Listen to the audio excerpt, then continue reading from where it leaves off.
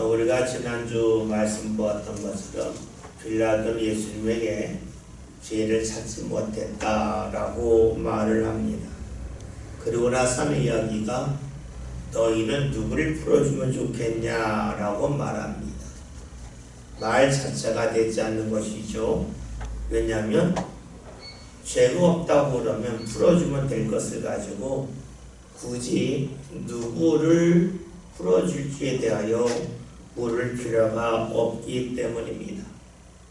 빌라도에 가시면 지금 어디 있습니까? 옳고 그름에 있지 아니하고 유대인들이 자신을 어떻게 대할 것인가, 즉 인기에 관심이 많았습니다. 그러나 보았더니 하지 말아야를 말을 하죠. 흔히 하는 말로 사족을 붙입니다.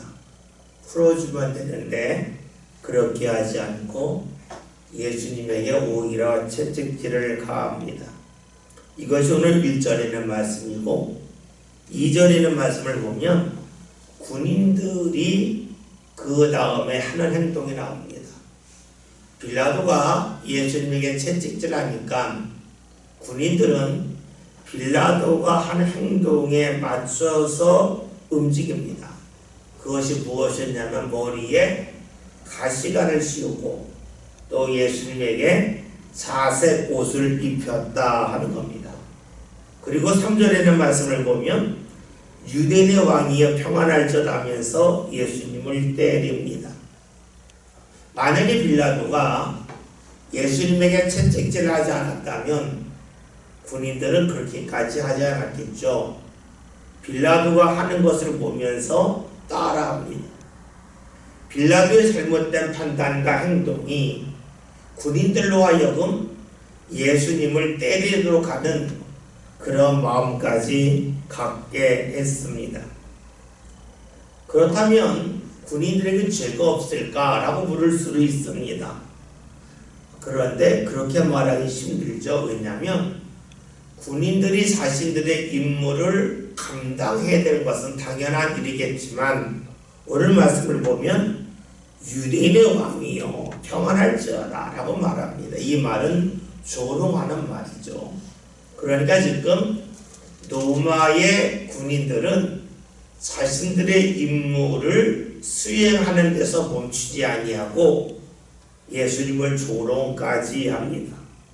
조롱할 필요는 없잖아요. 임무만 수행하면 되는데 상대를 조롱하고 있습니다.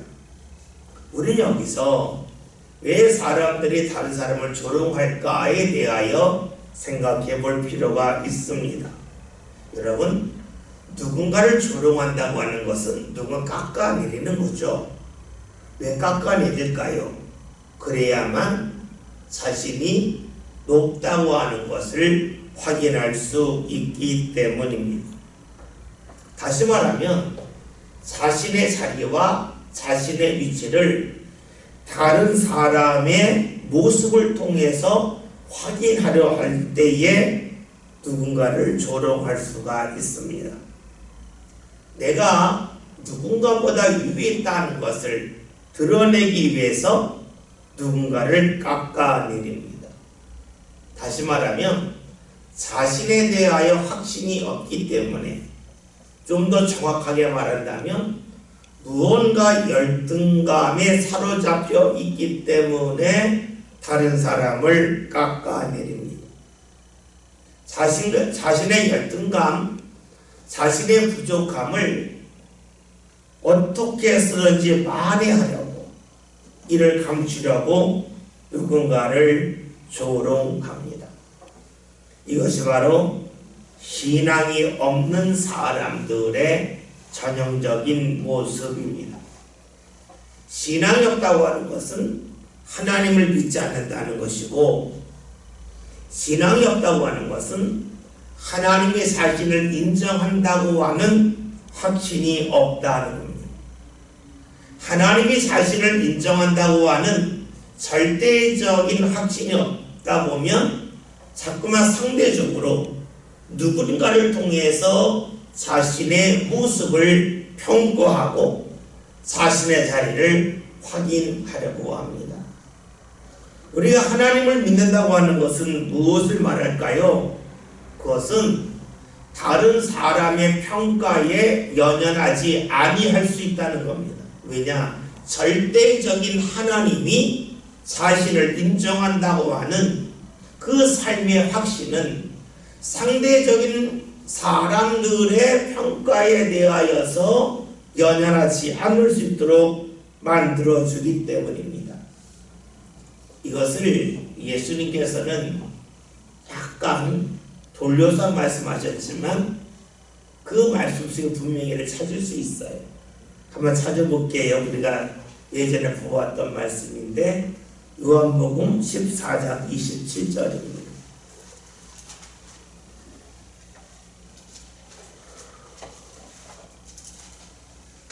요한복음 14장 27절.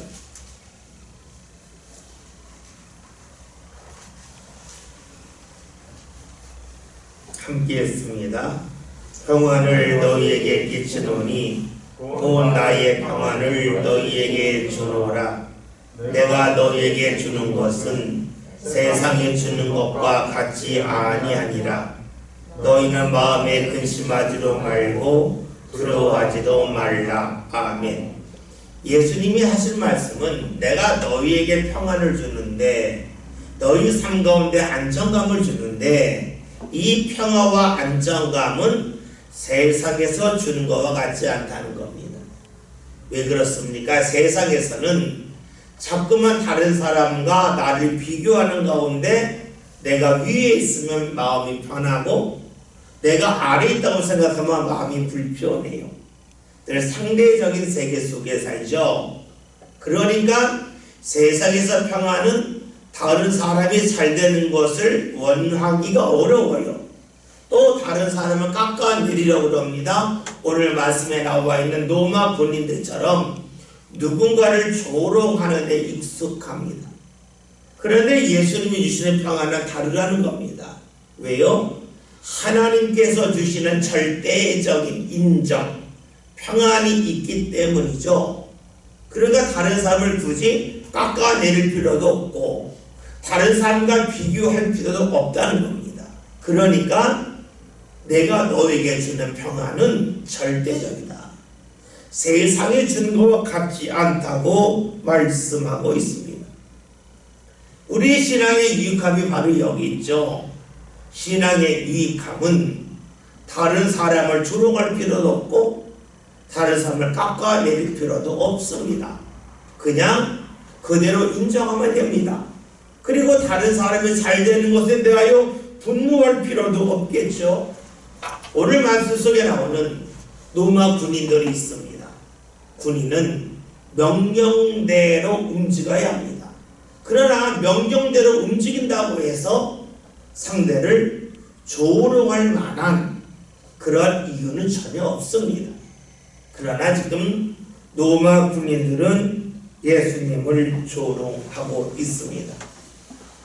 우리가 신앙에서 하나님을 믿는다고 하는 것, 이것은 우리 삶 가운데 매우 유익한 일입니다. 여러분 보세요. 많은 이들은 신앙생활을 하게 되면 돈이 생기느냐, 높은 자리에 올라가느냐, 즉 나의 외적인 모습이 달라지느냐, 이런 것을 말합니다. 그런데 신앙은 무엇입니까? 내가 새로운 옷을 입는다, 나의 외적인 모습이 달라진다는 데 있지 않고 내 마음이 달라지고 내 삶 가운데 안정감이 생기고 내 삶 가운데 다른 사람과 비교할 이유가 없어지는 삶을 살게 됨을 우리에게 분명히 보여주고 있습니다. 그래서 하나님을 믿는 삶의 특징이 뭡니까? 삶을 헛되게 살 필요가 없다는 겁니다. 감사할 일이 있으면 감사하면 됩니다. 기뻐할 일이 있으면 기뻐하면 됩니다. 이것이 삶의 큰 유익이요, 삶을 더욱더 복되게 하는 건 아니겠습니까? 내가 물질이 많이 있다 할지라도 내가 늘 불안합니다. 다른 사람이 날 조롱하면 어떨까? 다른 사람이 날 까이보면 어떨까? 여기 연연하다 보면 정작 내가 붙잡을 것을 붙잡기가 어렵죠. 하나님이 내게 주는 기쁨을 내가 온전히 붙잡을 수가 없겠죠. 그러니까 물질이 많아서 다른 사람들 앞에서 사진을 찍고 자랑을 하려는지 모르겠지만 그 삶은 늘 불안할 수밖에 없습니다. 우리가 생각해 볼 필요가 있는 것이 있어요. 여러분이 누군가를 조롱해 본 적이 있습니까? 누군가를 깎아내린 적 본 적이 있습니까? 있다면 주로 언제 그렇습니까? 내가 기쁠 때입니까? 내가 기쁘지 않을 때입니까? 내가 기쁠 때에 다른 사람을 조롱한 사람 없습니다. 다른 사람을 조롱한다고 하는 것은 내가 극도의 스트레스 속에 살거나 내가 불만이 있거나 내가 일이 잘 풀리지 않을 때에 그것을 배출하려고 그것을 해소하려고 누군가를 조롱하고 원망을 합니다. 나의 어려움을 어떻게 해서 풀려고 감추려고 누군가를 깎아내림을 통해서 나 괜찮아 스스로 자기를 방어하고 자기를 위하려고 그렇게 합니다. 오늘 우리는 로마 군인들의 모습을 봅니다. 하나님을 알지 못하는 군인들의 특징은 해야 할 일만 하는 것이 아니라 상대를 조롱하는 일까지 합니다. 오늘 우리가 신앙 가운데 산다고 하는 것은 예비하고 하나님 전에 헌신하고 이런 것도 되겠지만 더 중요한 것은 하나님을 믿는 겁니다. 하나님이 나를 인정해 주심을 믿는 것이고 하나님이 나와 함께 하심을 믿는 것이고 나를 붙잡고 내 삶을 책임져 주심을 믿는 겁니다. 그러하기 때문에 다른 사람과 비교할 필요가 없겠죠. 이 가운데 나오는 게 뭡니까? 감사요, 기쁨이요, 찬양입니다. 조롱에서 누군가를 깎아내면서 벗어날 수가 있겠죠. 그 다음 우리가 보아야 될 것이 빌라도입니다. 우리는 앞에서 보았던 것처럼 빌라도가 예수님에게 죄가 없다고 말했지만 예수님에게 채찍질을 가했습니다. 그랬더니 그 아래 있는 로마의 군인들이 예수님에게 가시관을 씌우고 예수님을 조롱하고 예수님을 때렸습니다. 우리는 빌라도의 잘못된 행동이 잘못된 판단이 군인들에게까지도 이어져 나갔는데 군인들은 더 빌라도보다 나쁜 방향으로 예수님을 대함을 볼 수가 있습니다. 우리는 말씀을 보면서 우리 속담이 떠오르죠. 윗물이 맑아야 아랫물이 맑다는 그 속담을 떠올릴 수가 있습니다. 빌라를 보면서 앞에 가는 사람이 잘못된 길로 가면 뒤에 따라오는 사람은 잘못된 길로 갈 가능성이 높고 대부분이 그러함을 알 수가 있습니다. 빌라도가 잘못된 길로 갔기 때문에 군인들은 더 잘못된 길로 갑니다. 여러분 그렇다면 교회에서는 역시 그러하지 않겠습니까? 우리가 교회에서 직분자들이 무척이나 중요합니다. 여러분 교회에 왜 직분자가 있습니까? 직분자가 있는 것은 계급적으로 신앙생활을 하기 위함이 아닙니다. 직분이 있는 이유는 당신이 더 많은 본을 보여드릴 사람이다 하는 것을 스스로 알게끔 하기 위함이고 하나님이 이를 위해서 세우신 겁니다. 여러분 그렇잖아요. 교회에서 만약에 장로님이 예배 시간에 늦게 왔다. 그러면 교인들이 장로님을 다 알아요. 그러면 늦게 오는 거예요. 장로님이 일절 기도했다. 그러면 사람은 기도하는 건가 보다. 장로님이 교회 못 올 시간에 늦게 왔다. 와야 되는구나 하는 걸 아는 거예요. 그렇잖아요. 우리가 교회에서 직분이 있다고 하는 것은 합성하라는 거예요. 좋은 것을 보여줘요. 그 좋은 게 뭡니까? 최선을 다하는 모습. 최선을 다하는 그걸 보고 따라가는 거예요. 여러분 교회 권사님들이 왜 자꾸 기도하는 자리에 나와야 될까요? 권사님이 기도하는 걸 보면서 집사님들이 기도하고자 하는 거예요. 권사님들이 기도 안 하는데 집사님이 기도하라고 할까? 어렵다는 거예요. 여러분, 그래요. 우리가 오늘 말씀을 보면 빌라도가 했던 행동을 보고 군인들이 따라갑니다. 앞에 가는 사람의 모습을 보고 뒷사람이 따라옵니다. 가정도 역시 그러하죠. 우리가 들어서 배우는 게 있고 보고 배우는 게 있어요. 어떤 목사님이 이 세미나에서 이런 이야기 하시더라고요. 여러분들 집에서 프라이 할 때에 계란 어떻게 깹니까? 그랬더니 어떤 사람들이 계란을 깰 때에 그 모서리 있잖아요. 모서리가 툭 쳐서 깬다는 분도 있고, 어떤 분은 프라이팬 그 끝에를 깬다는 분도 있고, 어떤 분은 칼로 깨는 분, 젓가락 깨는 분, 아주 다양합니다. 그런데 왜 그렇게 깼냐라고 물으면 그 이유를 모른대요. 왜 그렇게 했는지 모르는데, 그런데 대부분이 한 이야기가 어렸을 때에 자신의 부모가 하는 걸 본 것을 따라한다는 거예요. 가르쳐서 하는 게 아니라 무의식적으로 우리 부모가 후라이를 어떻게 깨나 저 방법이구나 하고 대부분 다 한다는 거예요. 그러니까 배운다고 하는 것은 들어서 배우는 것도 있지만 보고 배우는 거거든요. 오늘 말씀을 보면 어떠합니까? 빌라도가 보여줬어요. 예수님을 채찍질했어요. 그리했더니 그 밑에 있는 이들이 어떻게 합니까? 예수님에게 가시를 씌우고 또 자색 옷을 입히고 또 조롱하고 때리기로 했습니다. 그러다면 우리는 여기서 또 반대로 볼 수가 있겠죠. 앞사람이 좋은 모습을 보여줬다면 뒷사람은 그 좋은 모습을 당연하게 받아들일 수밖에 없다 하는 것입니다. 그래서 우리가 앞서가는 사람이 무엇을 하느냐에 따라 뒤에 오는 사람의 모습이 결정되기 쉬움을 우리는 본문에 있는 말씀을 통하여 볼 수가 있습니다.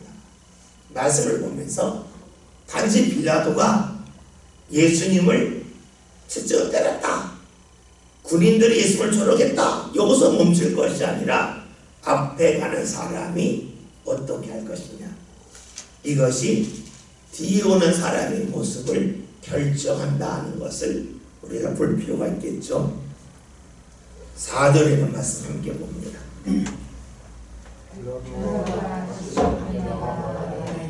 보라, 이 사람을 데리고 너희에게 나오나니 이는 내가 그에게서 아무 죄도 찾지 못한 것을 너희로 알게 하려 함이로라. 아멘. 우리가 지금 요한복음 19장에 있는 말씀을 보는데요, 누가복음에도 나와 있고 요한복음 18장 19장에도 나와 있는데 빌라도가 예수님의 죄를 발견하지 못했다는 말씀이 3번이 나와요. 우리가 좀 한번 볼까요? 18장 39절 동그라미 친 데 있죠. 38절 동그라미 친 데 한번 볼게요. 다 같이 한번 읽습니다.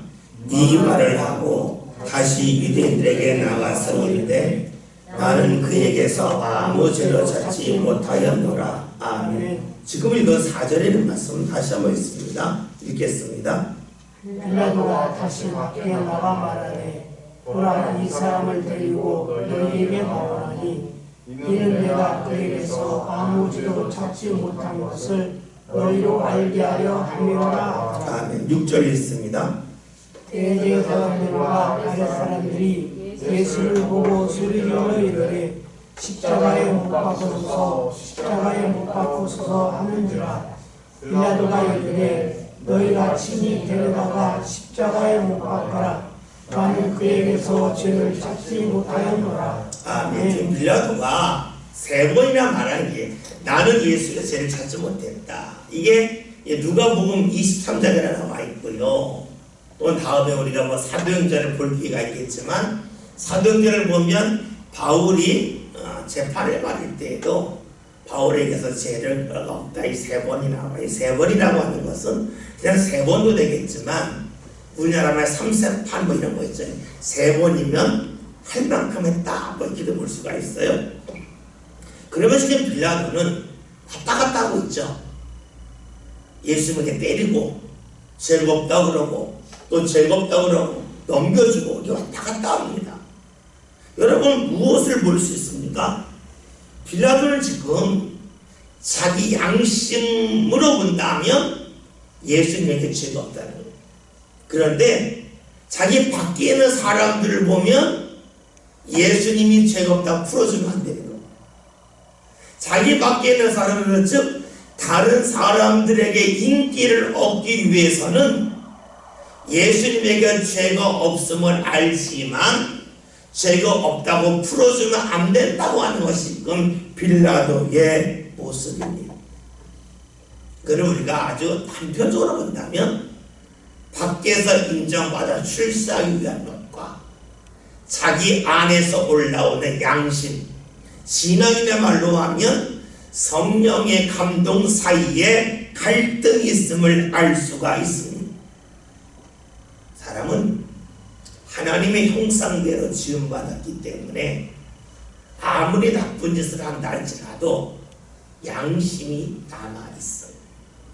하나님이 주시는 울림이 있어요. 물론 우리가 디모데서 있는 말씀을 보면 양심에 화인 맞았다, 불화살이 맞아서 감각이 무너진 것의 말씀도 하고 있지만 모든 사람에게는 양심의 가책이 있어요. 이걸 우리는 신앙적으로 말하면 성령의 감동이 있다고 말씀을 해요. 그러면 생각해 봅시다. 양심과 다른 사람이 있습니다. 양심은 내 안에 있는 거고 다른 사람은 내 밖에 있습니다. 그렇다면 양심과 성령의 감동과 다른 사람이 나를 인정해 그 인기 이것 중에 무엇이 더 가까이 있습니까? 당연히 내 안과 내 밖이라면 내 안이 더 가깝잖아요. 더 가까운 게 양심이고 더 가까운 게 성령의 감동입니다. 그런데 놀랍게도 사람들은 내 안의 양심, 내 안에 역사하시는 성령의 감동보다는 다른 사람이 나를 인정해 주는데 더 관심을 가질 때가 많습니다. 빌라도처럼 말입니다. 우리가 상식적으로 생각한다면 멀리 있는 것보다 가까이 있는 게 붙잡기가 쉽잖아요. 상식적으로 말하면 다른 사람이 나를 인정해 주는 것보다 내 안에서 일어나는 성령의 감동을 따르기가 더 쉬워요. 그런데 그렇게 안 산다는 거예요. 이거는 논리적으로 설명할 수가 없어요. 왜 가까운 데 있는 것을 두고 멀리 있는 걸 붙잡으려고 할까? 네, 하나 덧붙이면 할 수 있는 게 있어요. 습관입니다. 습관. 여러분 우리 몸이 움직이잖아요. 몸이 움직이면 이제 몸이 움직일 때는 근육도 같이 움직이잖아요. 우리가 자주 하는 일, 그 일은 10번, 20번 해도 그다지 힘들지가 않아요. 근데 잘 쓰지 않은 근육은 몇 번만 쓰면 힘이 들어요. 무엇을 말하냐면 우리의 몸은 습관대로 움직이면 쉬운 거예요. 마찬가지죠. 내 안에 양심이 있고 내 안에 성령의 감동이 있고요. 내 밖에 다른 사람이 나를 보는 시선이 있어요. 인기가 있어요. 다른 사람들에게 주는 게 있어요. 여러분 그렇다면 당연히 내 안에 있는 게 더 가깝기 때문에 그걸 붙잡아야 되는데 왜 밖에 걸 붙잡을까? 습관이 그렇게 되었기 때문에 그래요. 그래서요 우리에게는 좋은 습관이 필요해요. 그것이 무엇입니까? 다른 사람을 안 보는 습관이에요. 또 다른 말로 하면 사람이 아닌 하나님에게 집중하는 습관. 그게 눈 감고 기도하는 거예요. 여러분, 눈 감고 기도한다고 하는 것은 뭐예요? 눈을 감고 기도하는, 물론 기도할 때 집중하기 위함도 되겠지만, 눈 감고 기도하는 것은 더 이상 사람의 관심 갖지 않겠다고 하는 나의 마음의 결심이기도 해요. 당연히 내 안에 성령의 감동과 하나님 내게 주신 양심의 소리가 다른 사람이 나를 보는 것보다 더 가까이 있지만, 우리의 습관이 나를 보는 훈련, 눈을 감는 훈련, 하나님을 가까이 하는 훈련이 되지 않고 있기 때문에 그것이 습관이 되지 않아서 나도 모르게 자꾸만 다른 사람은 어떻게 볼까, 여기에 끌려 다니기가 쉽다는 거예요.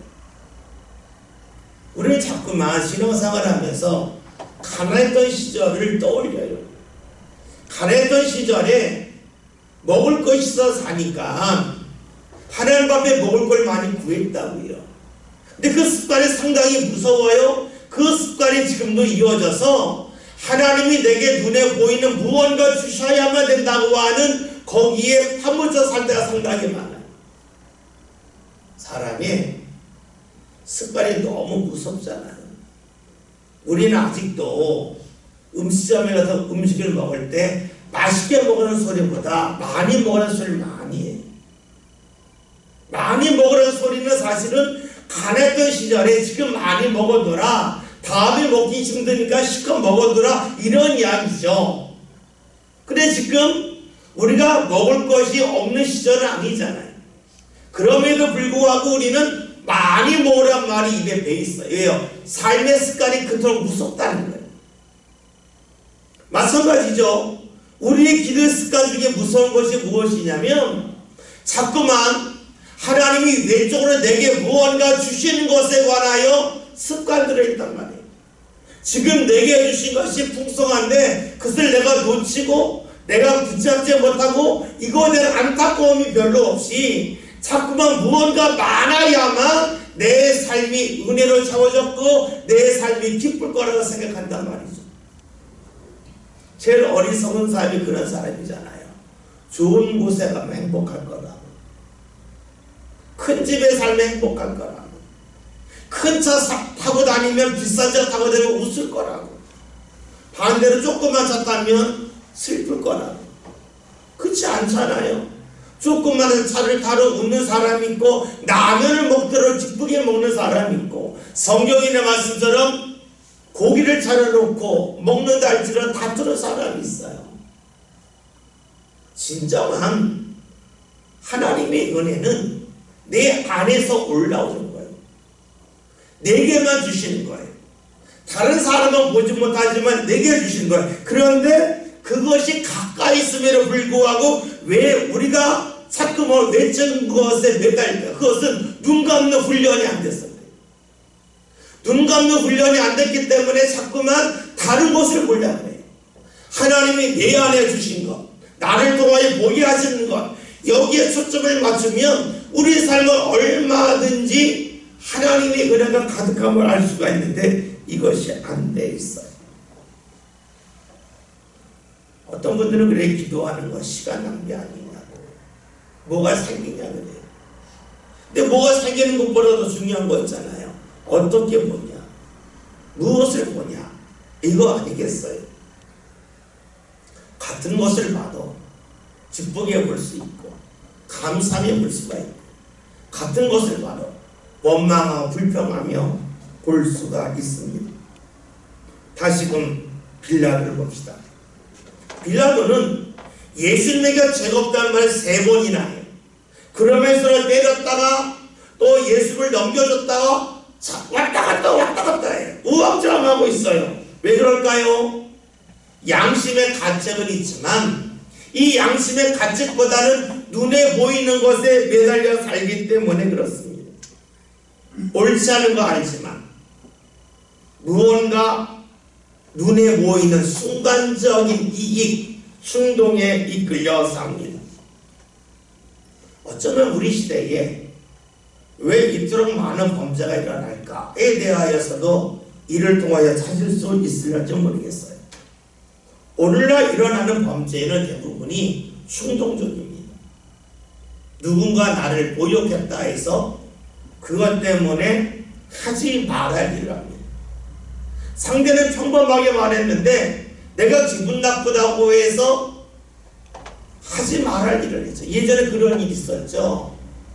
어떤 분이 길거리 음식을 이렇게 사는데 아마 헛떡을 알고 있어요. 헛떡을 살면서 그 헛떡이 쌀 종이를 달라고 그랬나 봐요.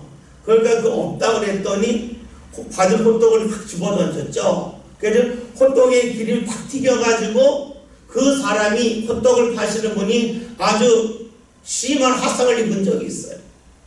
왜 그러냐? 기분 나쁘다는 거예요. 순간적으로 못 참는 거예요. 왜 그럴까요? 밖을 보는데 익숙한 거예요. 내 안을 보는데 익숙하지 않은 거예요. 다시 말하면 눈을 감는 시간이 없는 거예요. 하나님을 통해서 나를 보고 하나님이 내 안에 주신 것에 대한 그런 것을 찾는 훈련이 전혀 되지 않기 때문에 그거 관심이 없어요. 오직 다른 사회는 어떻게 보느냐? 여기에 관심이 있으니까 충동적인 범죄가 많이 일어나요. 우리가 여러분 기도한다고 하는 것은 무언가 얻는다, 얻지 못한다 이런 것도 있겠지만 더 중요한 것은 다른 사람 시선에 이끌려 살지 않고 충동적으로 살지 않고 하나님이 내게 주는 것을 깊게 보려고 하는 그런 시도라고 볼 수가 있어요. 물론 우리가 기도라고 하는 것을 이렇게 단순하게 설명하기는 어렵겠지만 여러분 눈을 감고 하나님을 찾음을 통하여 하나님이 내 안에 주신 것을 찾아가는 것 아니겠어요? 우리 시대가 물질적으로 풍요롭지만 살긴 더 어렵다고 그러죠. 왜요? 눈 감는 훈련이 되지 않아서 하나님이 내게 주신 것을 찾는 훈련이 되지 않는 결과라고 볼 수가 있는데 그 모습이 빌라도에게 아주 강력하게 나타납니다. 빌라도는 예수님을 재판합니다. 요즘으로 말하면 판사입니다. 판사는 판결을 내리지 판사가 법정에 온 사람들에게 묻지 않습니다. 어떻게 하면 좋겠냐 안 물어요. 판사는 판결을 하면 됩니다. 그런데 빌라도는 우물쭈물하고 있습니다. 왜요? 그의 눈이 밖을 보는데 너무 익숙해서 그러합니다. 5절에는 말씀 함께 봅니다. 이에 예수께서 가시관을 쓰고 자색 옷을 입고 나오시니 빌라도가 그들에게 말하되 보라 이 사람이로다 하매 아멘. 빌라도는 예수님에게 죄가 없다고 말합니다. 그리고 나서 예수님을 다시 군중들 앞으로 나오게 하는데 예수님의 지금 모습이 어떠합니까? 머리에 가시관을 썼고 자색 옷을 입었어요. 되게 우스꽝스럽잖아요. 사람들이 볼 때 예수님의 모습은 죄가 없는 사람의 모습이 아니에요. 죄인의 모습이에요. 그러니까 가시관을 씌운 거죠. 여러분 지금 빌라도가 무엇을 하고 있습니까? 빌라도가 자신의 양심에 따라서 신앙으로 말하면 성령의 감동에 따라서 무언가 바뀌기를 원했다면 예수님의 모습을 지금의 모습으로 군중들 앞에 나오게 해서는 아니 됩니다. 지금의 예수님의 모습은 노마 병사들이 예수님을 조롱하기 위하여 취하는 모습입니다. 그 모습은 죄인이라고 하는 그런 모습으로 보기 좋고 업신여기고 조롱받을 만한 이의 모습입니다. 그러면서 말하죠. 이 사람을 보라. 아주 유명한 말인데 지금 빌라도는 예수님을 풀어주고자 하는 마음이 있지만 지금의 모습으로는 사람들에게 오히려 조롱거리만 될 뿐입니다. 예수님의 모습은 사람들 앞에 세울 때의 공정한 모습이 아니에요. 우리가 흔히 기울어지는 운동장이라는 말이 있죠. 이 축구를 하는데 한쪽이 높고 한쪽이 다 기울어졌어요. 그러면 아래쪽에서 공을 차도 위로 올라갈 확률이 거의 없잖아요. 위에서 차면 공이 셀 거고 아래에서 차면 공이 약하게 할 수밖에 없어요. 그러니까 기울어진 운동장이라고 하는 것은 한쪽이 도저히 이길 수 없는 게임을 할 때에 압도적으로 누군가에게 유리하게 할 때에 사용하는 말이 기울어진 운동장이죠. 지금 예수님의 모습은 기울어진 운동장입니다. 정말로 이스라엘 군중들을 설득하고자 했다면 예수님을 이런 모습으로 세워서는 아니 됩니다. 근데 우리가 이런 빌라도에 관하여 말씀을 보는 이유는 빌라도가 어떤 사람이었는지를 알기 위함이 아니, 우리 성경을 읽는 이유는 성경에 나오는 사람이 어떤 행동을 했다는 것도 중요하겠지만 혹여나 내가 이 사람을 따라가지 않을까, 내가 이 사람처럼 잘못된 길을 가는 것은 아닐까, 나를 돌아보기 위함입니다. 빌라도가 정말로 설득하기를 원했다면 이 모습으로 예수님을 앞세우면 아니 됩니다. 이것은 우리에게 그대로 적용할 수가 있습니다. 내 자녀가 신앙생활을 원한다면 지금 내 이 모습으로 말하는 것이 맞을까에 대하여 질문해 볼 필요가 있습니다. 빌라도가 예수님을 풀어주고자 하는 마음이 있었다면 그 모습으로 세워서는 아니 됩니다. 말을 아무리 잘한다 할지라도 그 모습 속에서 이스라엘 사람들이 빌라도의 말이 맞냐고 돌이킬 가능성은 없습니다. 너무 기울어진 운동장입니다. 오늘 우리들도 그럴 때가 상당히 많이 있습니다. 간혹 보면 교인들 중에 내 자녀가 신앙생활 열심히 하는 걱정이에요. 라는 말을 하는 이들을 봅니다. 그런데 놀랍게도 본인이 자녀들과 약속을 위해서 예배 안 드는 분이 많아요. 그러면 자녀가 볼 때에 우리 부모가 하나님을 믿는 것보다 내 뜻을 따르는 더 좋아하는구나 당연히 알지 않겠어요? 우리는 입으로는 이렇게 하면 좋겠다 하지만 이 모습을 가지고 과연 설득할 수 있을까?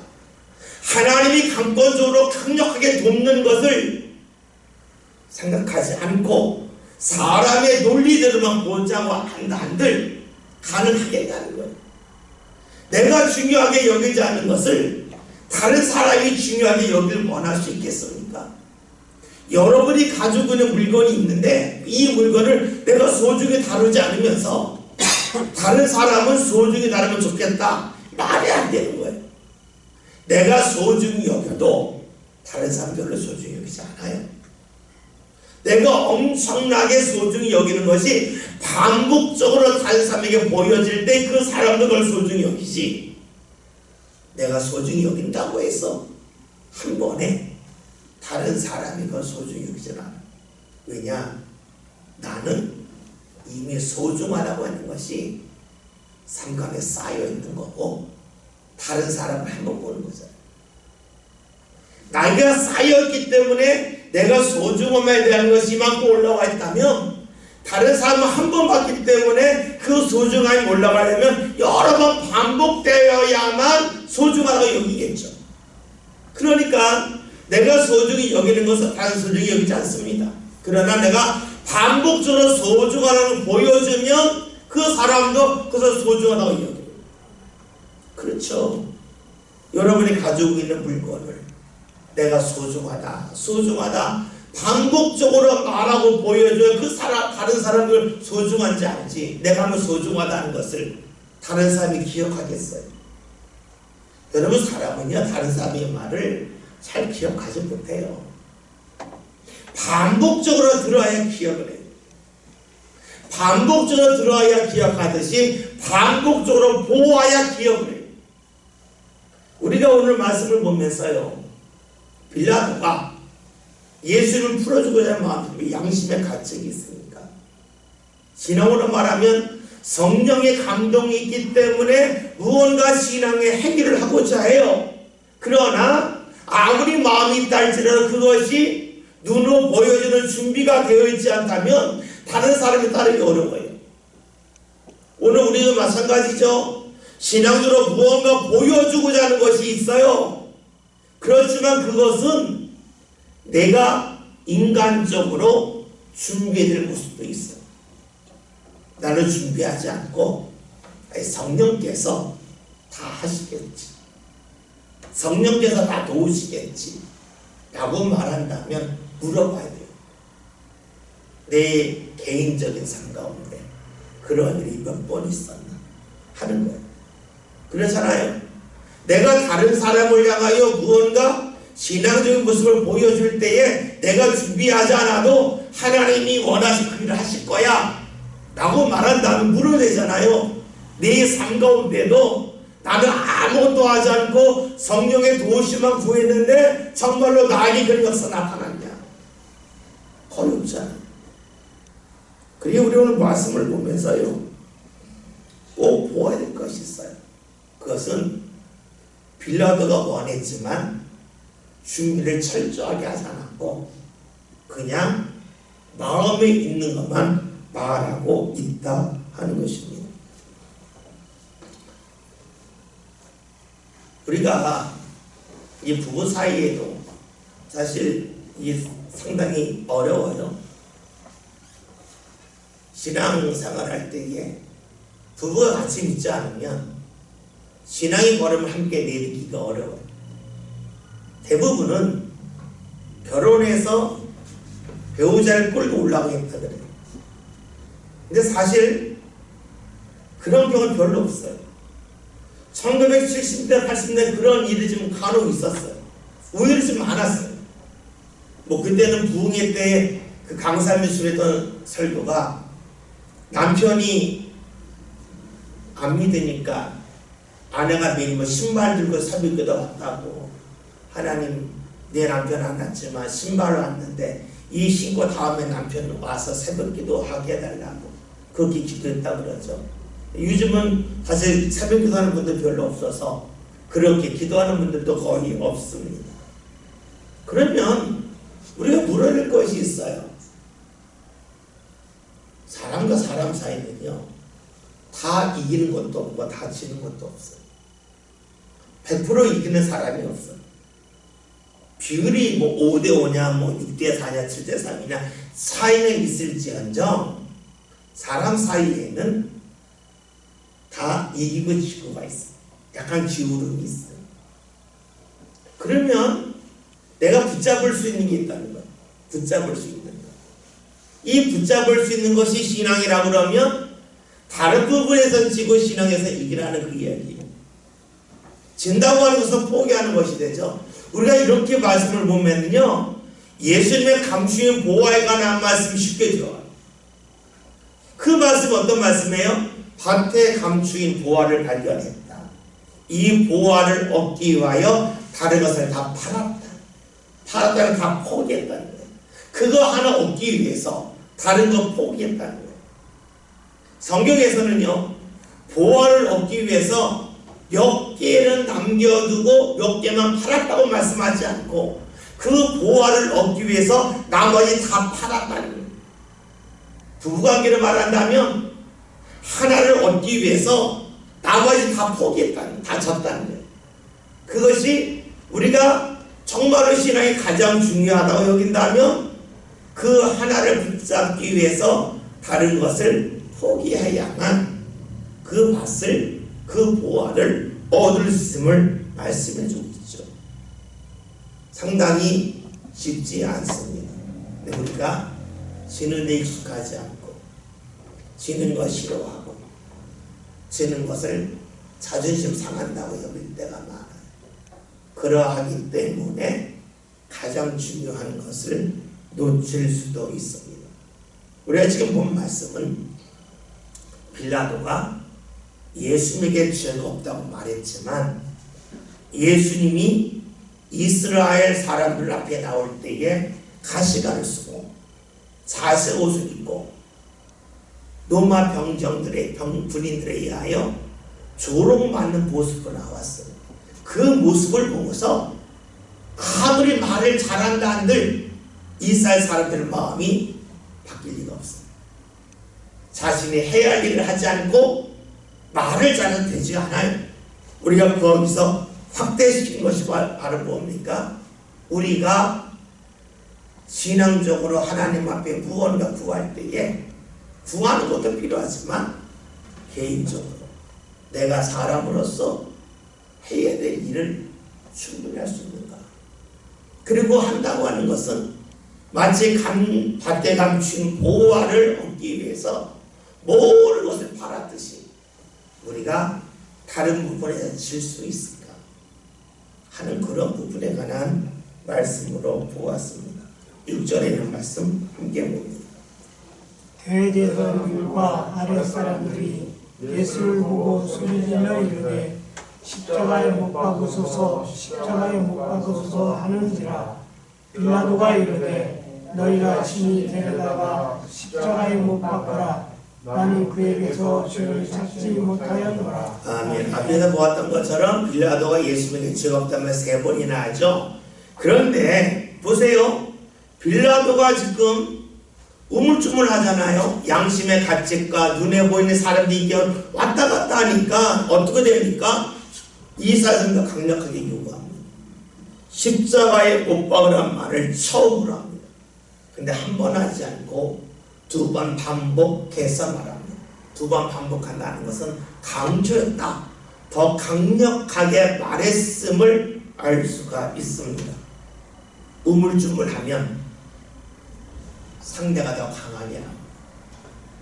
분명하게 하지 아니하면 자신이 설득하려고 했던 사람한테 끌려다닐 수밖에 없습니다.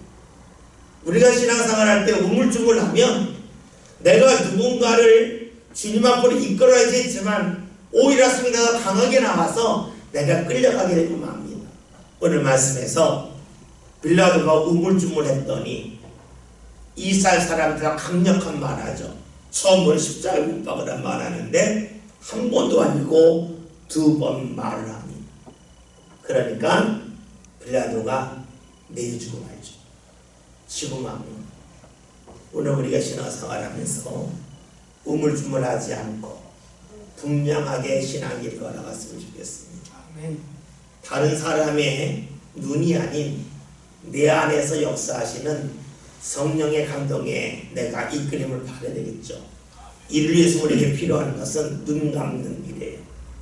다른 사람을 잠깐 보지 않고 눈 감고 하나님을 향하여 내 삶을 모아가는 것. 이것이 습관이 되지 않고 다른 사람을 보는 것이 습관이 되면 그걸 따라갈 수밖에 없어요. 내 안은 내 밖과 더 가까워요. 가깝지만 사람은 습관이 되지 않는 먼 길도 갑니다. 저와 여러분이 주님을 찾는 일, 기도하는 일, 눈 감는 일, 이것이 상당히 습관이 되고 더욱더 자리 잡는 가운데 다른 사람의 눈에 따라서 움직이는 것이 아니라 우리 안에 역사하시는 성령의 인도를 받을 수 있는 믿음의 주인공들 다 되시길 바라겠습니다. 아멘. 기도합니다.